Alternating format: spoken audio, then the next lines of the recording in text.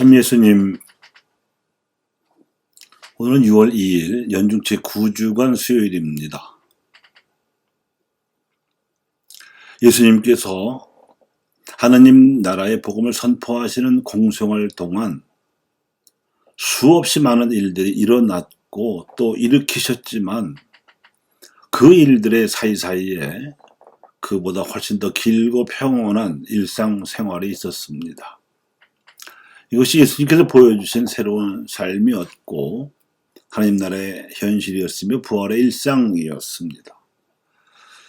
그런데 당시에나 지금에나 하나님 나라와 그 나라와 부활에 대해 오해하는 이들은 적지 않습니다.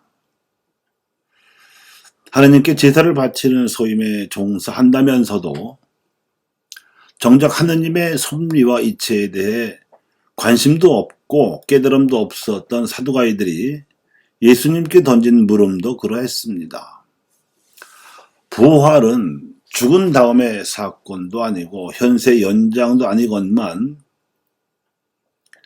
그들은 현실에서도 있을 수 없는 매우 고약한 사례를 들고 와서는 예수님을 떠보고자 했습니다.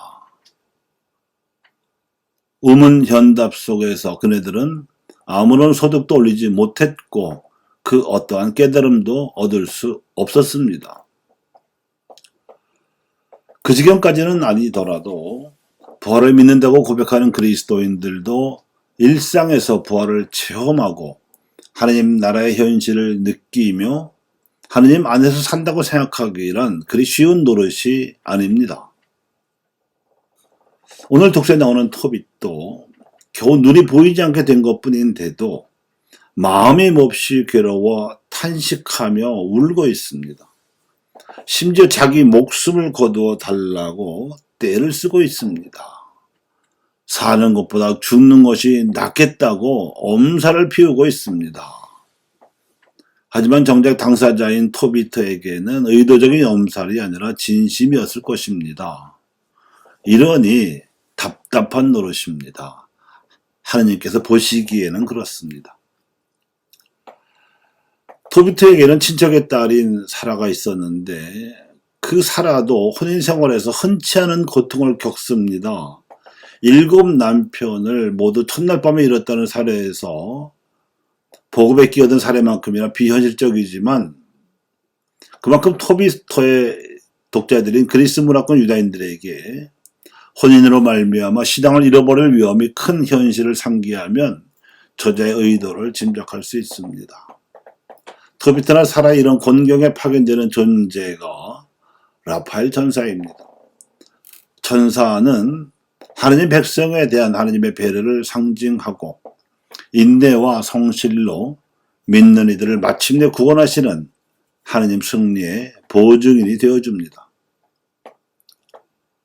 토비서의 주인공인 토비트와 사라가 겪는 갈등과 좌절, 고민과 아픔은 그리스도인들도 일상에서 겪는 바를 대변하는 것입니다. 우리가 아무리 선한 지향을 지니고 착하게 살고자 노력할지라도 갈등은 생기기 마련이고 그에 따라 우리의 마음이나 믿음도 흔들릴 수 있습니다. 바로 그러할 때 우리를 위해 파견되는 존재가 라파엘이라는 것이 토비서의 메시지입니다. 사람들이 죽은 이들 가운데서 다시 살아날 때에는 하늘에 있는 천사들과 같아진다고 예수님께서 말씀하셨습니다. 이 말씀은 우리가 사는 현실은 믿음이 죽은 이들 투성이이기 때문에 그 가운데서 우리가 다시 살아나서 부활의 일상을 살아가기 위해서는 천사처럼 살아야 한다는 뜻입니다.